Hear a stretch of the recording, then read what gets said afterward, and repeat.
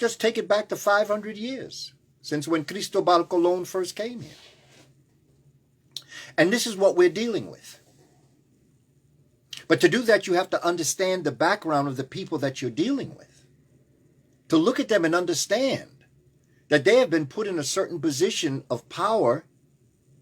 And as James Baldwin said, I put his piece up, ignorance plus power is dangerous.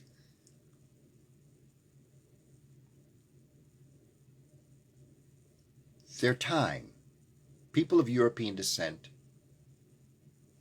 their time is up. Don't need to go to the history of it. I would recommend that you go to my bio and go to my my webinar series. I did a 4-part webinar series on a movie I was in called Race War. And it's webinar number 2. Origin of the Caucasoid. We follow their history through the mountains of the Caucasus, through the mountains of the Himalayas, who were impacted by their climate in hostile conditions and lived like that for a couple thousand years. And this is where xenophobia, the fear of the foreign, fear of anything that doesn't look like you and walk like you and talk like you. And this is why some of the members of Congress, the more fragile ones, are trying to pass laws now saying that it is the European architect of society that should be America. In other words, people who speak Spanish, you must become like me. People who pray to Allah, who are Muslim, you must pray to my God. For those of you who are of Asian descent, you must follow our rules. And black folk, we don't even know what to do with y'all because you've been denying us from the beginning. But what the problem is this, is that with the movement of peoples of melanation to America and to Europe, this is happening in Europe. You want to know what I'm talking about? Don't believe a word I say. Check out a book that's titled The Strange Death of Europe. It's written by Douglas Murray.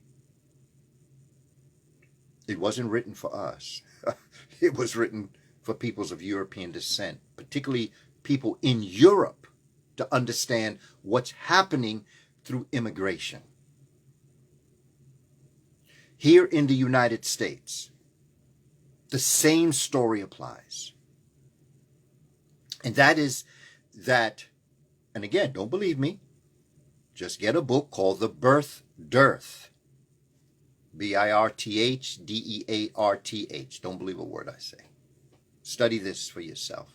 Understand what's happening. Because The Birth Dearth by Ben Wattenberg tells us that immigration worldwide. Now, mind you, who they are now. Remember who they are. They were the first and original illegal immigrants in the world. They did not come with anything to give.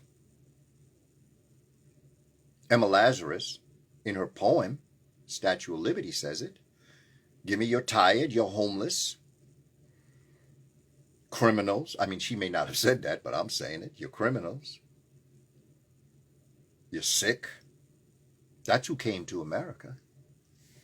Starting in 1870, not in the 1900s. It started in 1870 when they tried to displace black people who were rising from their position of enslavement. They were rising, and in order not to give the jobs and the education and everything to African people, they began to bring Europeans in order to hire them. They had as little regard for the immigrants they were bringing in. Because, you see, when the poor Europeans were going to Ellis Island, rich Europeans coming to America, the business people did not go to Ellis Island. They went to the Soundview section of the Bronx. That's where their boats went, to Soundview. The poor people went to Ellis Island. We're dealing with conditions that we now face that have been going on for a very long time. And what has happened is that because of the nature of their mutation from the original melanated African, the Grimaldi of Europe, transforming themselves into the Cro-Magnon, which is the ancestor to the Eurasian, because the Cro-Magnon now is going to mate with Cro-Magnon instead of going back to the archetype. You see, although a lot of folk, you may not like what I'm about to say, but this happens in nature all the time. We've seen it happen with gorillas. We've seen it happen with peacocks. We've seen it happen with roaches. We've seen it happen with plants. And that is that when you lose that nutrient, the ability to process melanin, you become albinoid. You become deficient in that nutrient. The process of producing that molecule we call melanin. When you become deficient in that, nature demands that you make up for it somehow. And the way it helped the Africans survive in that ice age for thousands of years was to depigment the skin. But in so doing, they also took away a lot of the melanin content within, known as eumelanin, which became in them what we call pheomelanin. Pheomelanin.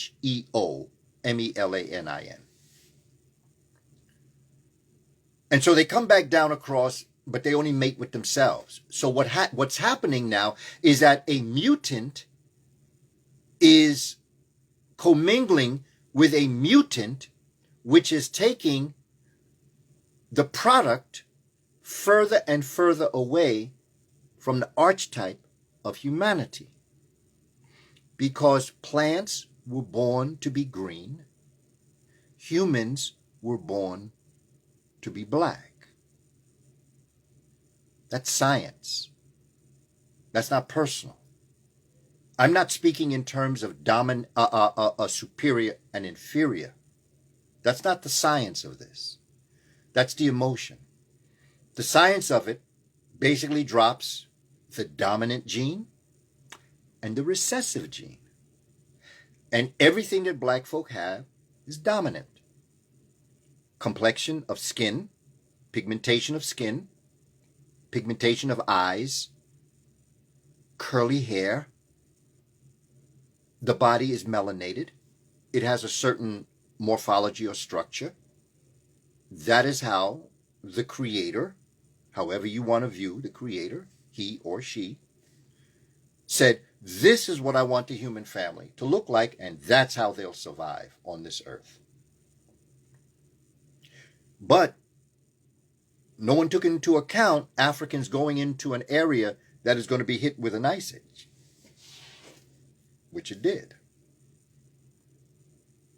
And because of that, the first thing that every Eurasian, be you European or Asian, if you're in the northern climate and you lost the ability to properly process your melanin production,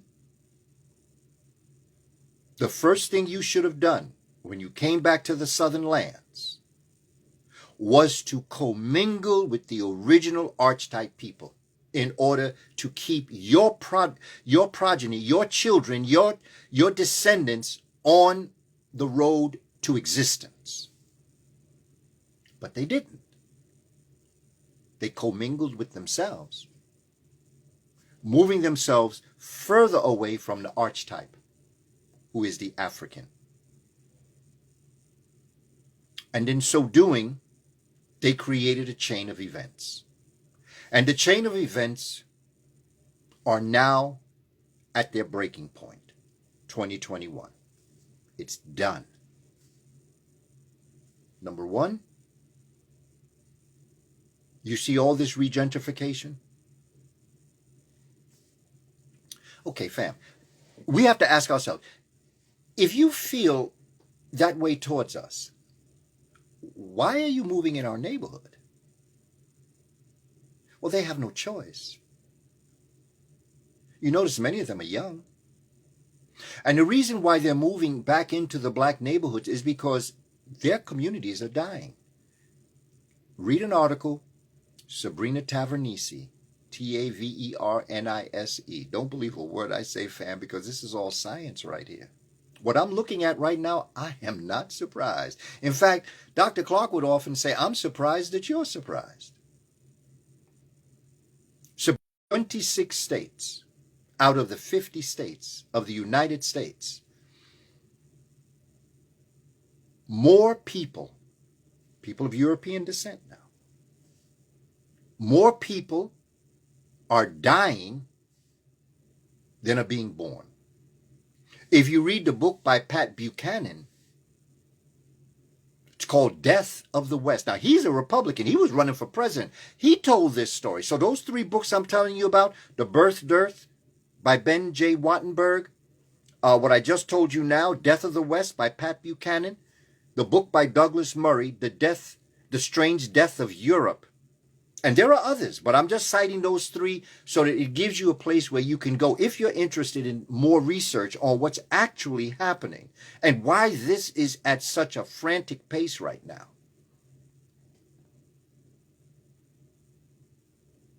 It is science. It's not personal. And basically what you see happening right now is the fact that there are towns all across this country that are dying out. Their numbers are dying. They are no longer there. They are not reproducing themselves. And with the young people leaving the community as they are, Iowa, Ohio, as they're leaving the communities to die alone. And so they're moving into black neighborhoods because that's the neighborhood really that has the flavor. They're leaving their own because they know their neighborhoods are dying. But what is happening? Okay, number 1, melanoma. There is a book titled Saving Your Skin, Barney Kennett and Patricia Lawler.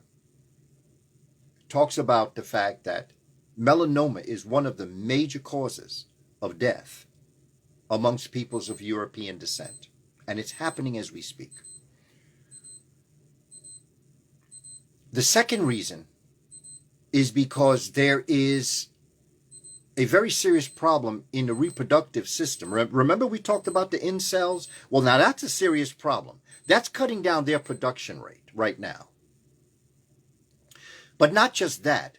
But there is, because of the lack of melanin in their reproductive organs, and they've studied this in terms of studying the sperm cell and the eggs that are produced within peoples of European descent, and they are deficient. It is melanin in the sperm that gives the electricity to the tail. It is the melanin in the female egg that gives it its magnetism. So you have that electromagnetic relationship that once the sperm is released, its purpose is to find the egg. The purpose of the egg is to make sure that she can draw that sperm to her to fertilize her egg, because that's the purpose. And so as we go through this process, family, melanoma, okay, skin cancer, they're dying at large rates. It's a global warming. It's going to even become more as time goes on. The cases of melanoma are skyrocketing, but nobody's talking about that because they understand what we all would understand, what they would have to say if we understood. This is science, family.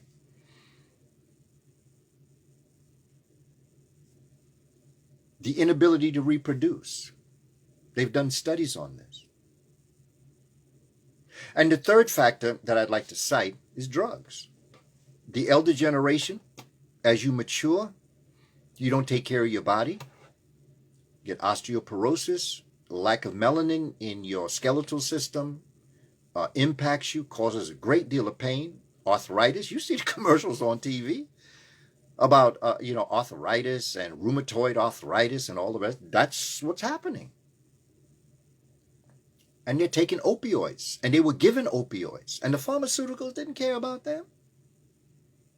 These were people of European descent, didn't care about them. Just gave it to them like candy. They got hooked. You see, when they brought drugs in America and put it in the black neighborhood, they weren't able to understand that it's not going to be too long before y'all get hooked. They figured, well, it's amongst blacks, Hispanics, and, who cares? We'll make money. But what they didn't realize is that their children would come into the black neighborhood in order to purchase the drugs that they were on themselves. Not to mention methamphetamines and all the other things that they're into, they're dying out in large numbers. So with all of those concepts in place, coming up out of French, here's where we're going to go science on this, and you can Google this, because I'm hearing a lot of it now, and I'm understanding what's going on. It's called the replacement theory. Google the replacement theory. And the replacement theory, blessings to our ancestor, Dr. Francis Cress Welsing, who spoke about genetic annihilation. That's what this is. They see it and they know that they are genetically being annihilated by the nature of who they are. It's not personal, it's science. This is their last stand. Now, you have people coming to America, melanated, from all over the world. You have melanated people going into Europe. And the way the economy is set up is that because the Europeans are dying out, the ones that still live need a tax base.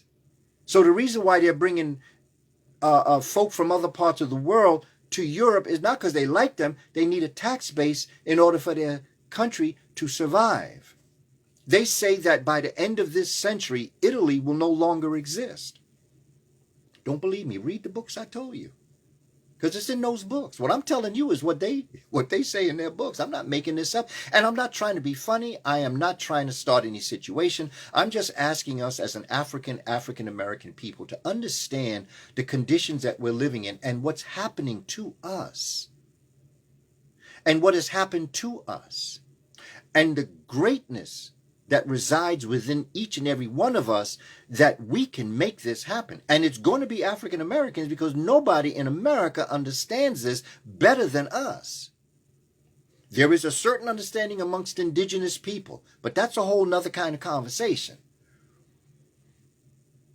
I'm talking about African American people. And what they all know is that be you Asian, be you African who speaks Spanish, because that's how I see you. I don't see you as anything other than black. Be from Guatemala, El Salvador, Honduras, Puerto Rico. You're black, okay? Whether you admit it or not, whether you accept it or not, that's on you. I'm just looking at science.